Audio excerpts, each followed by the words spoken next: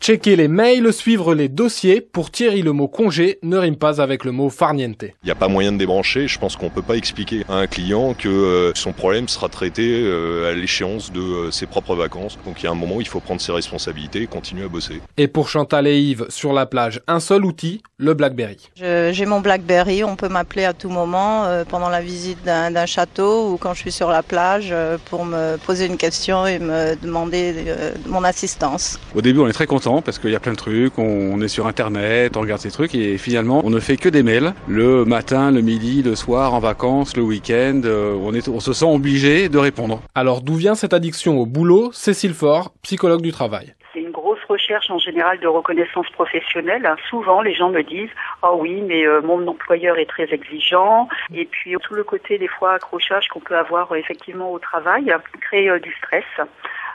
Chez les gens, d'où ils ont du mal effectivement à déconnecter sur quelques jours seulement de vacances, si vous voulez. Pression du patron, quête de reconnaissance. Pour les accros du boulot, les vacances cet été ne sont pas de tout repos.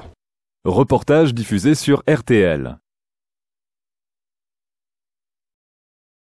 Checker les mails, suivre les dossiers. Pour Thierry, le mot congé ne rime pas avec le mot farniente. Il n'y a pas moyen de débrancher. Je pense qu'on ne peut pas expliquer à un client que son problème sera traité à l'échéance de ses propres vacances. Donc il y a un moment où il faut prendre ses responsabilités et continuer à bosser. Et pour Chantal et Yves, sur la plage, un seul outil, le BlackBerry. J'ai mon BlackBerry, on peut m'appeler à tout moment pendant la visite d'un château ou quand je suis sur la plage pour me poser une question et me demander mon assistance. Au début, on est très content parce qu'il y a plein de trucs, on est sur internet, on regarde ces trucs et finalement on ne fait que des mails. Le matin, le midi, le soir, en vacances, le week-end, on se sent obligé de répondre. Alors d'où vient cette addiction au boulot? Cécile Faure, psychologue du travail. C'est une grosse recherche en général de reconnaissance professionnelle. Souvent, les gens me disent « Ah oui, mais mon employeur est très exigeant. » Et puis, tout le côté, des fois, accrochage qu'on peut avoir effectivement au travail crée du stress.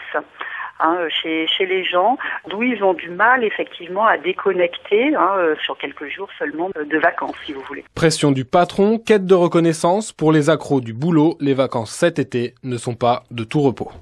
Reportage diffusé sur RTL.